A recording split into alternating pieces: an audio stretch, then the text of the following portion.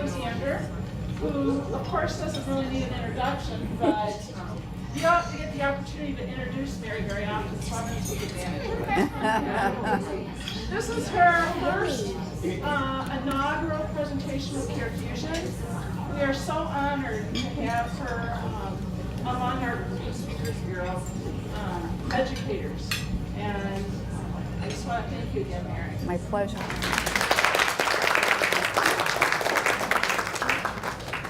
Well, it's really my pleasure to be here.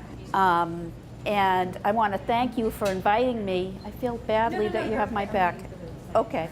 And I'm really excited to be here with the Kentuckiana chapter. It's always great to see old friends, and it's great to see and meet new people as well. And I do also want to recognize Carefusion and thank them for hosting tonight's presentation and this program and inviting me to speak. You guys are doing great work with the chapter. I saw Matt on TV yesterday with Leanne doing great work.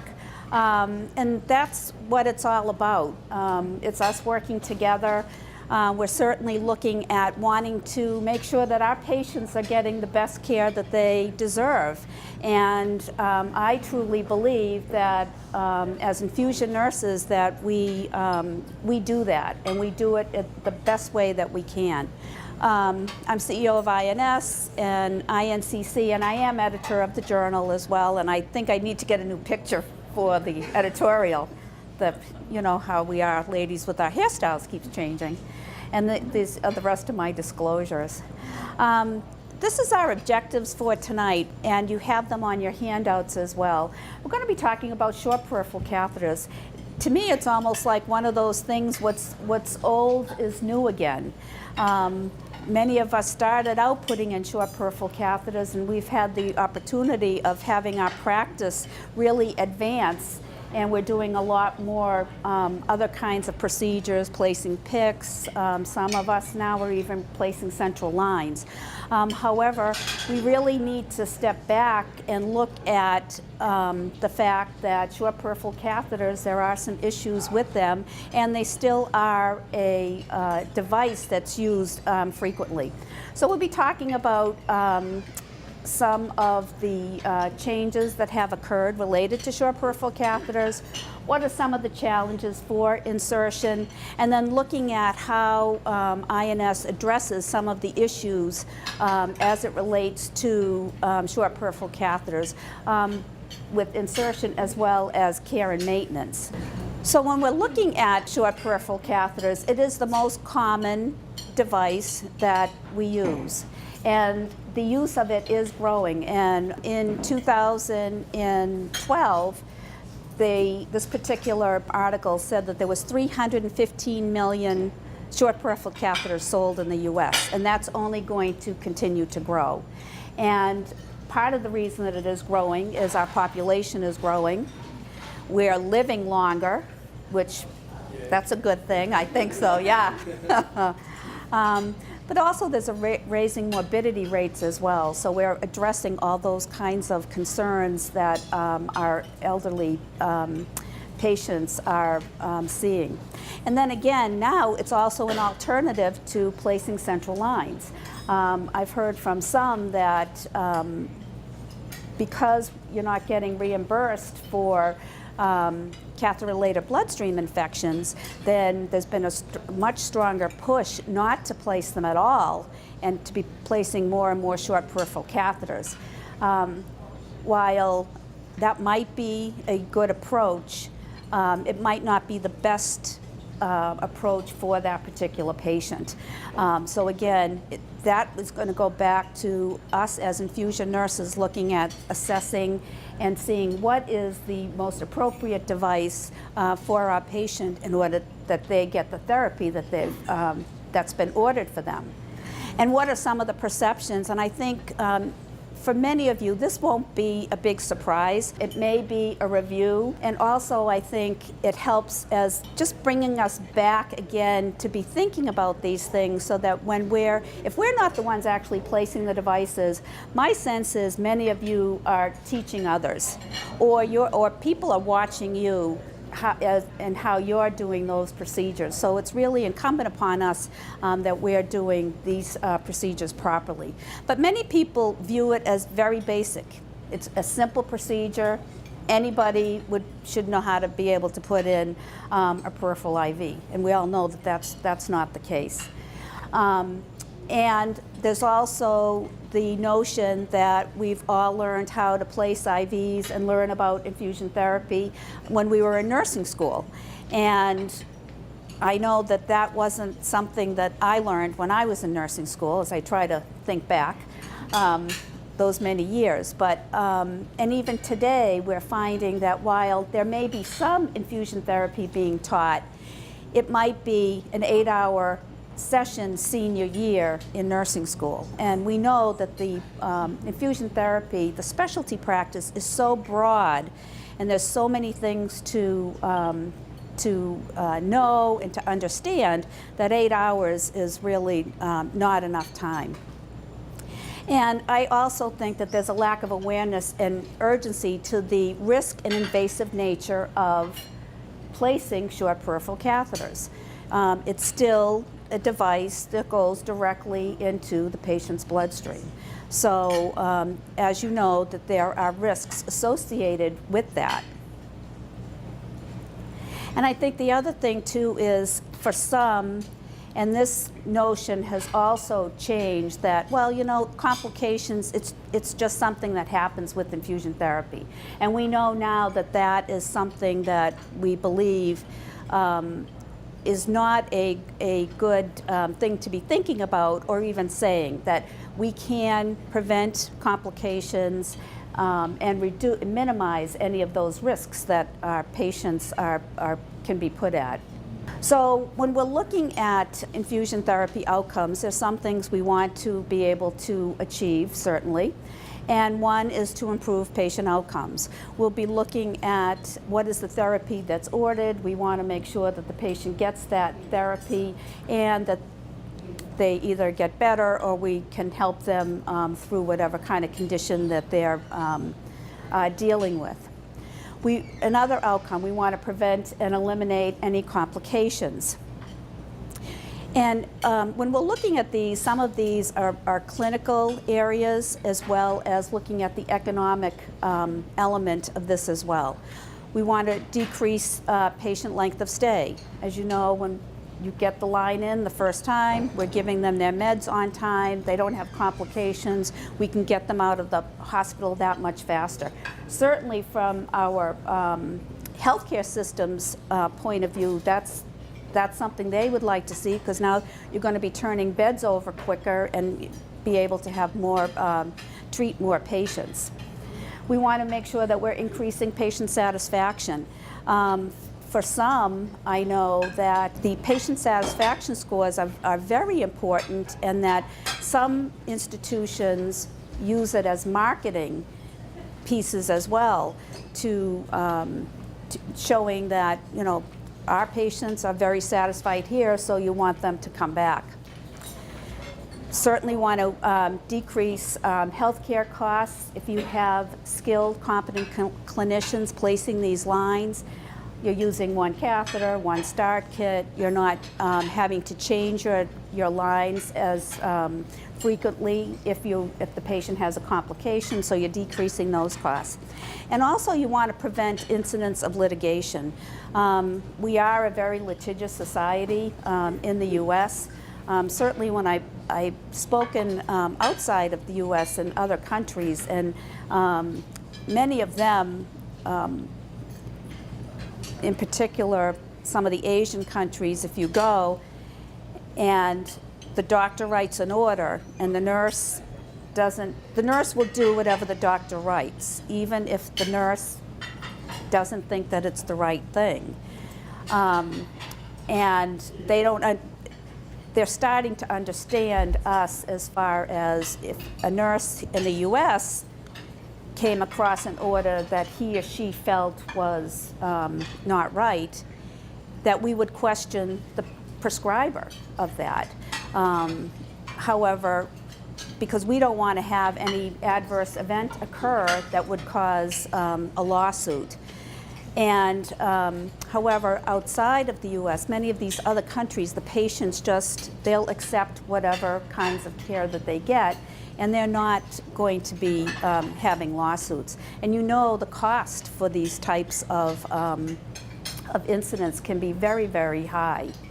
CNA carries some of the nursing malpractice, and on average, they say that lesser cases of infusion therapy, it's $100,000 for a case that would be covered.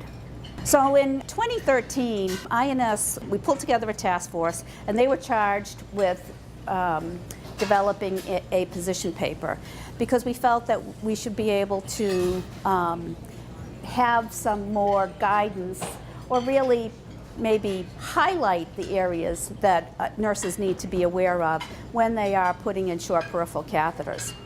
So this task force was led by past President Cora Viscara, which many of you probably know. And they did a survey, had 345 respondents, and it was INS members, there were some ONS members that had responded. And we were looking to identify, understand, and validate what some of the issues were, patient safety issues, as well as issues with the healthcare practitioners. What were some of the placement practices, as well as what were some of the risks associated with short peripheral catheters, and see what our clinicians, what their views were about these different areas. I think many of these things won't surprise you. One of the questions was, were you taught how to insert short peripheral catheters in nursing school? 57% were not taught in nursing school. 71% received on-the-job training, and 11% reported the see one, do one approach. And I know, we've all been there. I'm in the first two categories, didn't learn it in nursing school, and when I became an IV nurse at Mass General, I shadowed and was taught by the senior, more experienced IV nurses at that time. They reviewed the literature, and these were some of the things that they found. A lack of standardized nursing school curriculum, and I touched upon that earlier. We are still working to encourage people to see if they can put those into the nursing school curriculums, because we feel that that's really an important place for that to happen. There's also lack of specific employee orientation and preceptorship programs. So again, it ends up being that learn one, see one, do one, teach one kind of approach. And then there's limited or no ongoing training and competency assessment.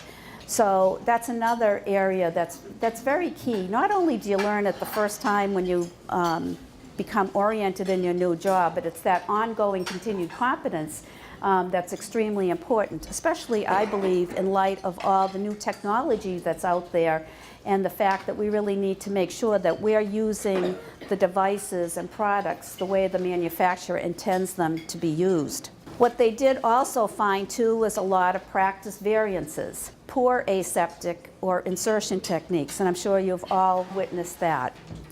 Limited skill and knowledge choosing the appropriate site, vein, and catheter.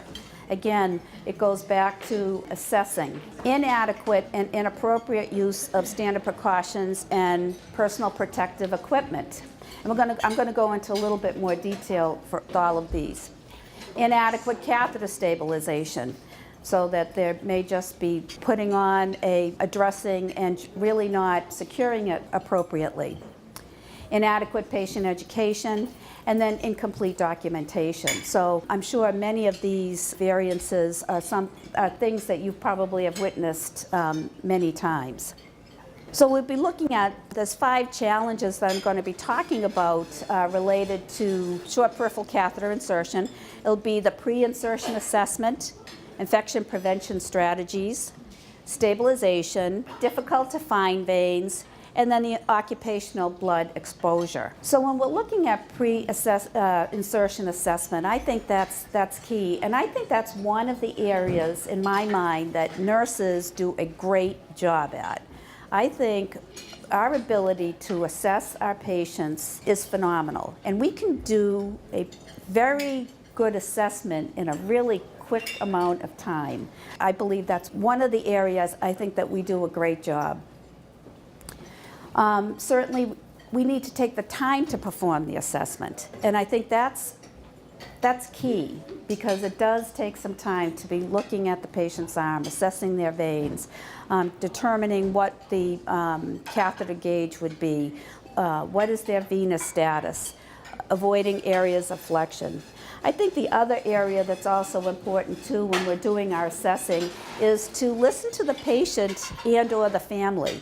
From a personal standpoint, my mother's now 91 years old, and she has multiple myeloma, has had chemo in the past, and so her access is terrible. And we're periodically going into the emergency room, and I don't want to be that nurse. I don't even want to tell them I'm a nurse. And I certainly don't want to tell them I have a background as an infusion nurse. So I try not to be that person, but I'll tell you, at times I have to get my Irish up. But, and I nicely say, you know you've heard this 100 times, but she's a really tough stick. And they're like looking at me like, yeah.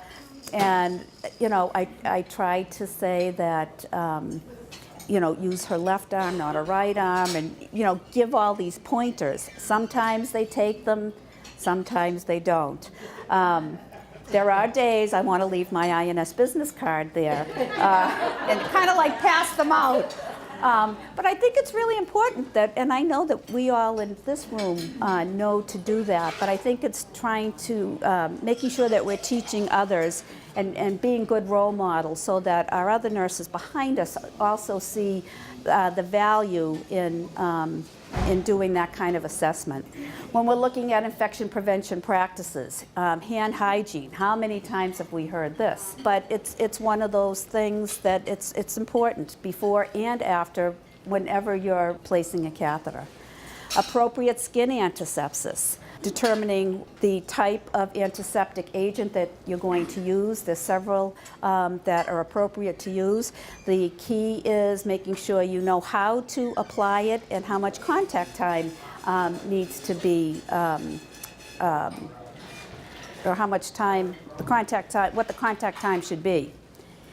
And then not to be repalpating the vein after you've done the skin prep with the clean gloves or the bare hands, and then the one that absolutely just plucks my last nerve is the glove, and then they cut off the finger. I say, just take the gloves off. Why are you even putting the gloves on? So certainly some of these key infection prevention practices are so important. Stabilization. Either it's inadequate or there's no stabilization at all. And we know that without it, you're going to lose the IV. Consequently, that leads to treatment delays, can have other complications such as infection, infiltration, phlebitis, extravasation, and the list can go on. INS and ONS recommends that you do use stabilization devices if you can. As opposed to tape. In the survey that was conducted, 46% report using stabilization devices in actual practice. So I don't know if that was a good number or a bad number, actually. It was a little higher than I thought for short peripheral catheters, yeah. And then we have the difficult to find veins, and many of us here, we're the go-to people when our patients have very poor access. And we are able to, thankfully, put in the lines that they need. But of course, if they have some of the problems that occur, you have multiple failed attempts. That again will lead to treatment delays, increased costs if you're using more than one catheter, which is what they people should be doing if your patient is being stuck more than once. The need for a central venous catheter, and certainly there's patient stress as a result of that, and sometimes clinician stress as well. Occupational blood exposure. You know, one of the things that we focus on all the time is patient safety, and rightly so. We should be focusing on patient safety, but healthcare worker safety and our own safety is just as important as patient safety, so we really need to keep that in mind. We need to be aware of the exposure before, during the insertion, as well as removal.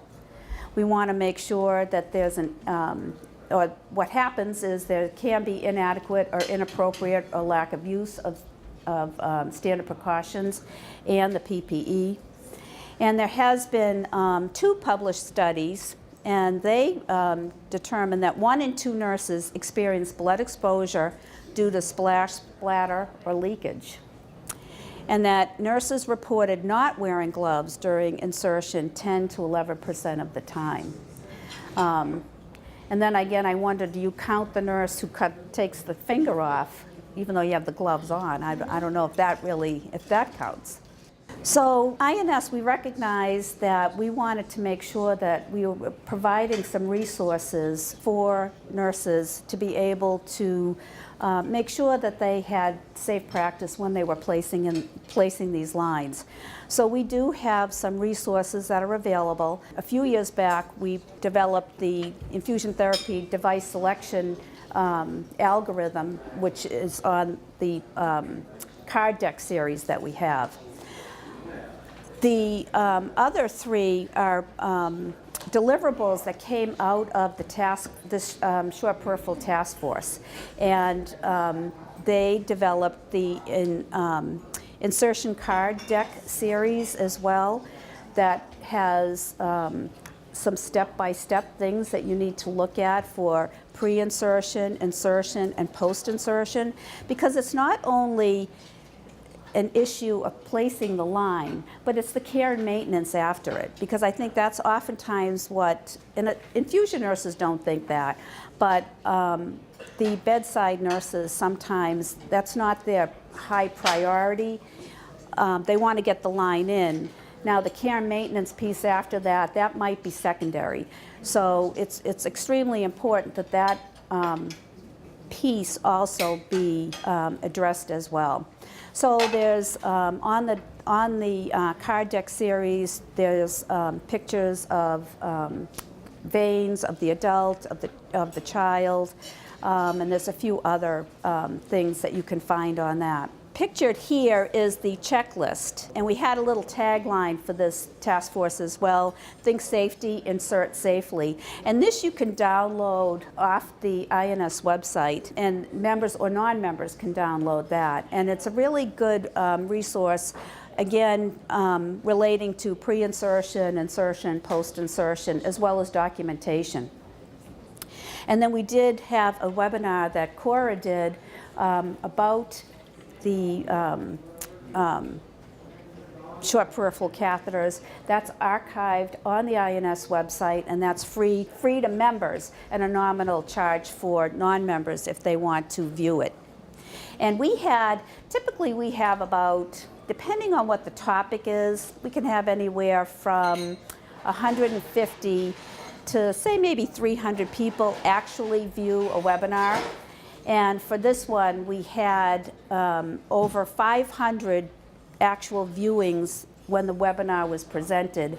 And we've had over 2,000, close to 3,000 views of the archived version. So clearly it's a topic of interest to the clinicians. The main charge for the Short Peripheral Catheter Task Force was to come out with a position paper on safe practices. And that was published in the November-December Journal of 2013. That, as well as the recommendations for frequency and assessment of short peripheral catheters, was published the year before, in July of 2012. Both of those references can be downloaded from the INS website.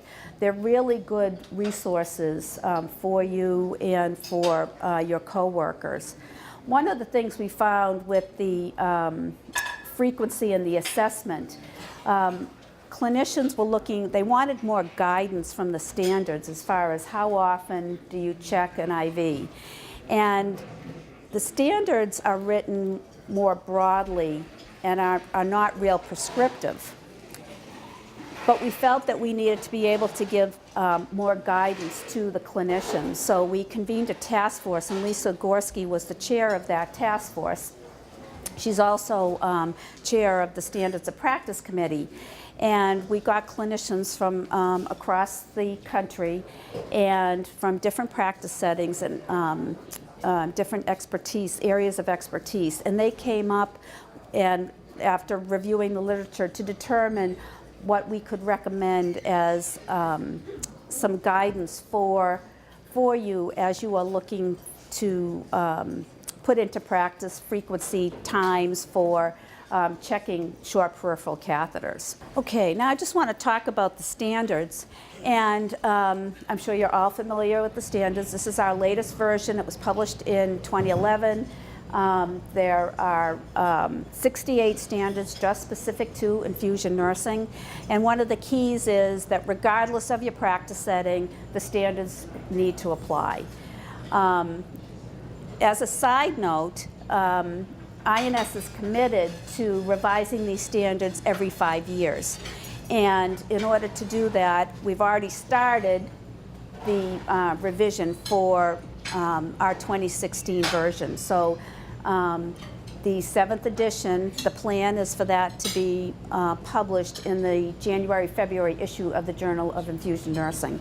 So you'll be able to look forward to that. As I'm sure you're all familiar, this latest version, what was different about it was that the strength of evidence was included in the standard, so that all the practice criteria has a ranking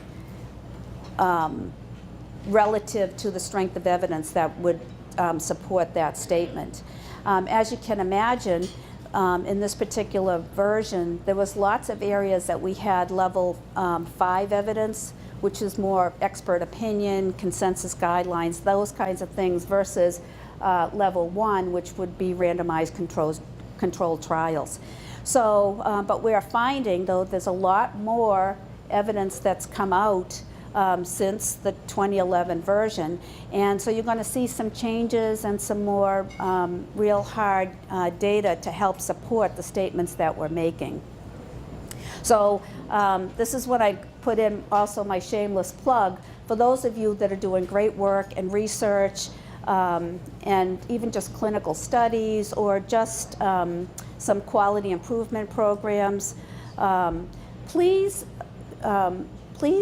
publish it. Please submit it to the journal because it's that kind of information and data that you have that's going to help us change practice. Because if this information isn't published, it's really difficult for us to get support moving forward. And I'm sure as going to like the boards of nursing, they want to see published data. Anecdotal information isn't what they're looking for.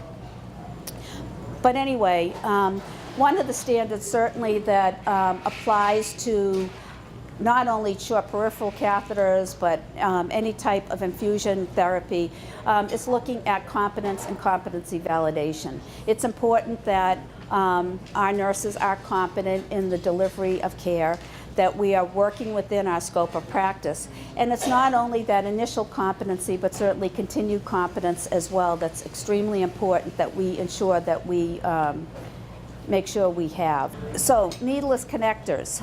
Practice criteria 3, the nurse should be aware that the catheter hub is a known source for the development of catheter-related bloodstream infections, and that needleless connectors are recognized sites for microbial contamination. And certainly looking at infection prevention issues and the fact that needleless connectors need to be, we need to scrub the hub before we access those devices. I don't know what happened when all of a sudden needleless connectors came around, and none of us were. We always seemed to scrub the hub when we had a needle on the end of the tubing, and then we had no needle, and then nobody was scrubbing anything. And this speaks to it as well. Thoroughly disinfected using alcohol, tincture of iodine, or chlorhexidine prior to each use. The optimal technique or disinfection time frame has not been identified. And just in this 2011 version, there's 20 references just for this particular practice criteria, 27E. So I'm sure that there'll be more information out there, and there has been discussion as to what is the optimal time, whether it's 5 seconds, 10 seconds, 30 seconds. I was at a meeting a few years back, and a nurse gave a presentation, and she says, oh yeah, in our policy it's 30 seconds you're scrubbing the hub. And I thought, wow, 30 seconds. And I asked her about it, and she said, oh yeah, she says, we put 30 seconds in, but we know they'll only do it for like 5. So I said, so now you have a policy that probably nobody is complying with, and I just kind of thought that was an issue. So I'm sure that we'll be seeing more information as time goes along as to what is that optimal time. Site preparation and device placement. Again, you want to only use one device for each attempt. I'm sure we've all over the years seen the physician or a person, I won't say, a clinician, practitioner, using the same catheter over and over until they get it in. And I'm sure you've all been in the position where you had a couple of extra catheters with you to help so that would not take place. According to the standards, we state that chlorhexidine is the preferred skin antisepsis.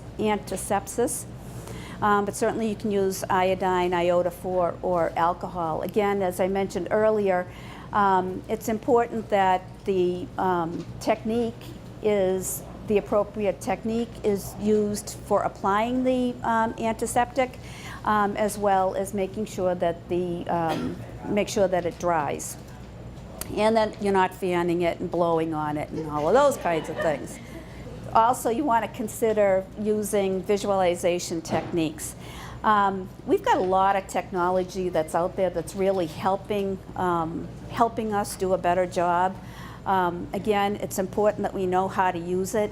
Certainly with visualization techniques and some of these other technologies that are out there, it's great for finding veins, but that doesn't mean you can put the line in. And I had a colleague say that they had the institution where they got vein finders for every single unit in the hospital, and which was lovely, except they were still having issues. The patients were not happy because they still couldn't put the lines in. They could find the vein, but the nurses weren't skilled enough to actually place the catheters. So, there's a little bit of a disconnect there. Going back to stabilization, this is ranked as a 3. It should be considered the preferred alternative to taper sutures. And again, there's been several studies out there that does show that it does reduce overall complications and does improve the dwell time when we do have those devices stabilized. This was one of the real major changes that was in our 2011 standards, looking at removing the catheter when it was replacing the catheter when it was clinically indicated. I'm sure you all remember the 72 to 96 hours time frame that we had, but there's a lot of research out there that really showed that you didn't need to have that time frame. That really, again, I think this goes back to our critical thinking skills as nurses. And I know some nurses really want a time frame. They want to be able to change dressings Monday, Wednesday, and Friday so they don't have to think about it. They want to change their IVs every 48 to 72 hours because it's just easier to change them every 48 to 72 hours. But I think it's really important that we're using our critical thinking skills and assessing that patient and making sure that we're changing those devices when the patient needs to have them changed.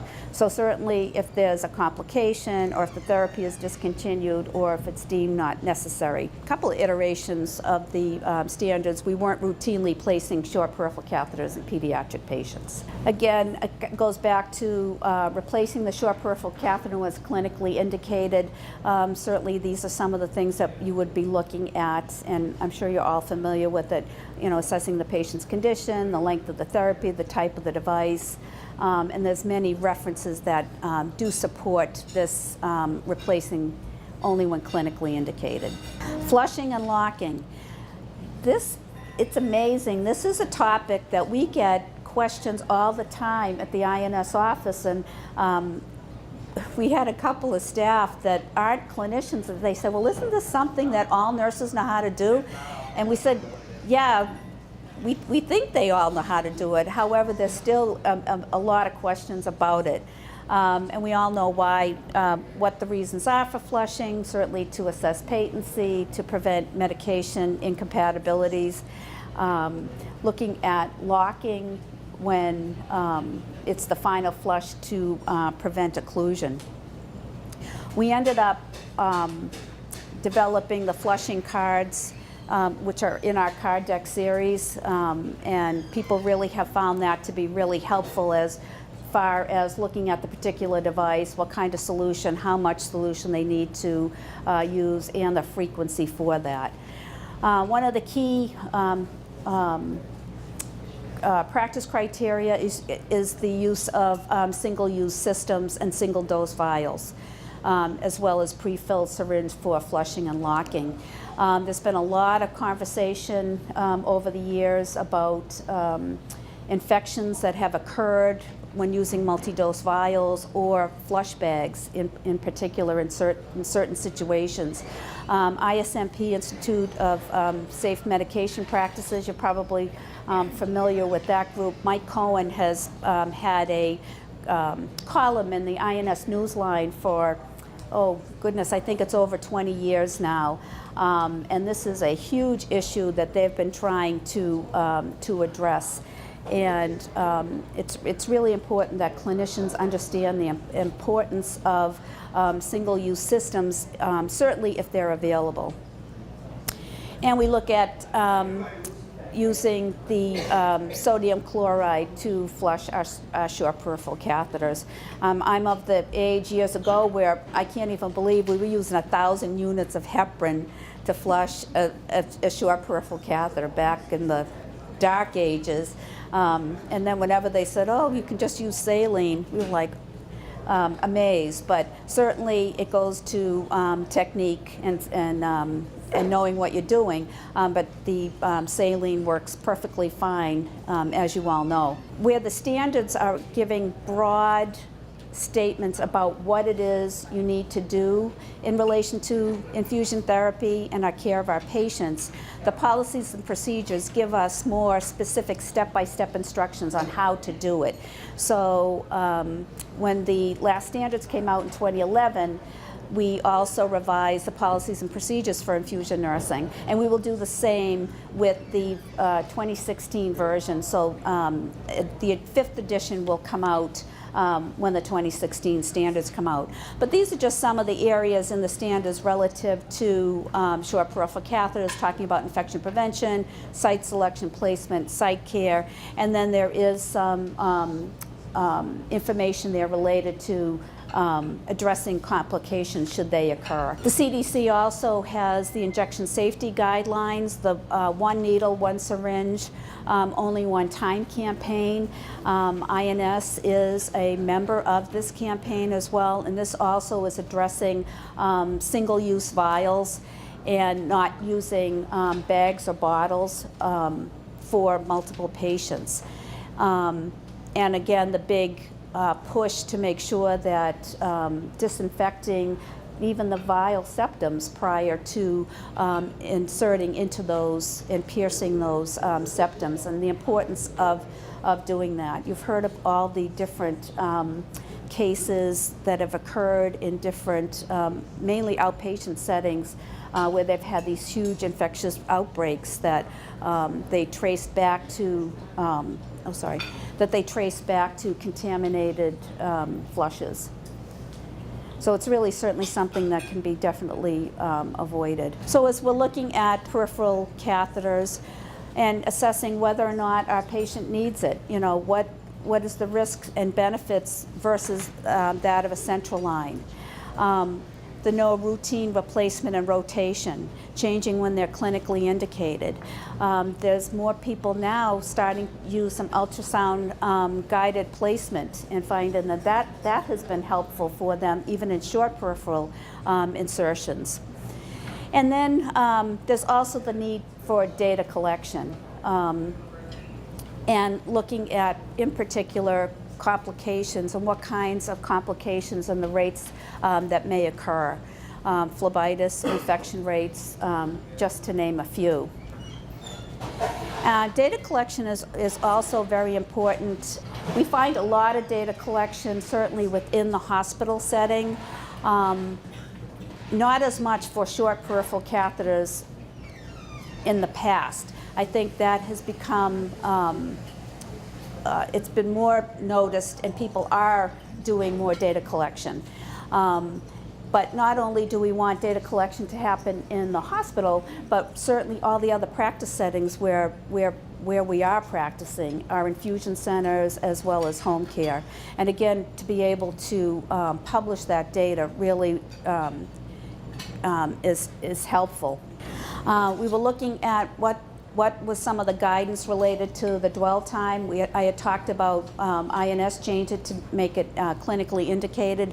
CDC still had the no more frequently, the 72 to 96 hours. They had published their guidelines in 2011 as well. It was later in that year. I don't know, I haven't heard yet when they'll be looking to revise those CDC prevention guidelines. There was a couple of analyses done by Cochrane, and they found that there was no difference in bloodstream infections or phlebitis rates. So it was the 2010, obviously, one that we used as our main reference when we were looking at changing the statement and the standards. And then Claire Ricard, some of you may be familiar with her work. She's done a lot of work on short peripheral catheters and dwell time. And she found in her latest, in her 2012 article, that the average dwell time after changing to clinically indicated increased from 70 to 99 hours. As I mentioned earlier, care and maintenance is just as important as proper insertion technique. And so these are just some suggested practices that I'm sure you've all incorporated. And many of this, my sense is comes second nature to all of you. Cleansing the site with chlorhexidine, it is the preferred antisepsis. Looking to apply the transparent dressing so that you can see the site without having to disrupt the dressing to do your assessment. Many places now are using disinfectant caps on their short peripheral catheters. We talked about applying the stabilization device and then locking and flushing with the need to scrub the hub prior to each insertion.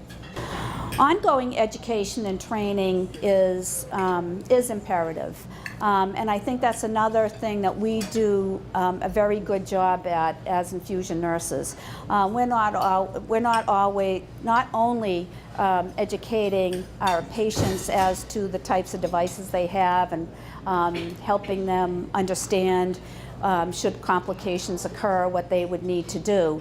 But we're also teaching our other healthcare colleagues, whether they're bedside nurses or physicians or others.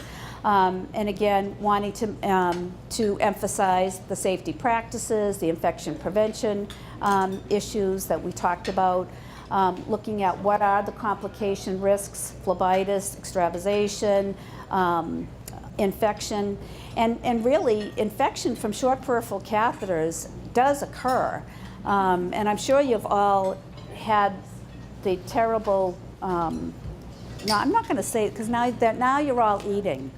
So let's just suffice it to say you've all seen some of those ugly infections from a short peripheral catheter. We want to be able to educate folks as to troubleshooting, what kinds of measures do they take in order to address the issues that may arise. Oftentimes with the short peripheral catheter, really the biggest troubleshooting measure you take is take it out and put in a new one.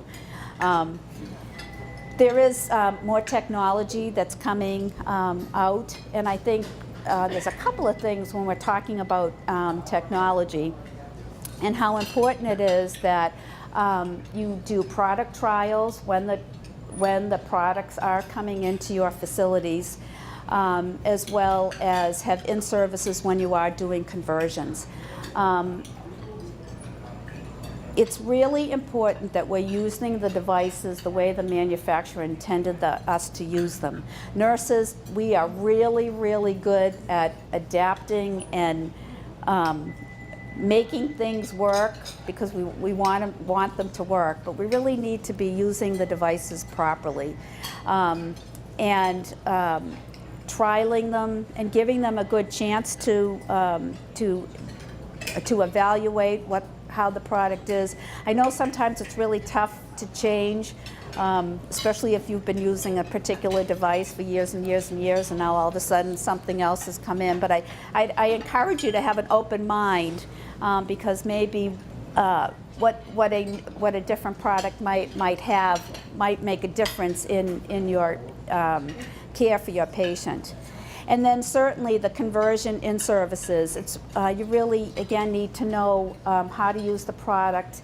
And many of well, I would say all of the companies would have programs where they would come in to help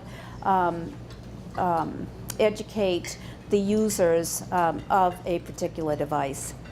And then we want to do compliance monitoring to make sure that what we are doing isn't causing any problems, or if there is problems, why aren't people complying? Why aren't they, for instance, if you notice a rash of phlebitis, for instance, are the nurses not securing the devices properly?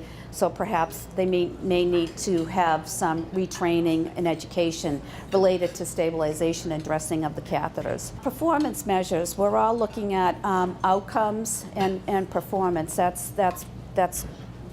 very important. And these are just a couple of measures that you might be looking at as you're collecting some of your data.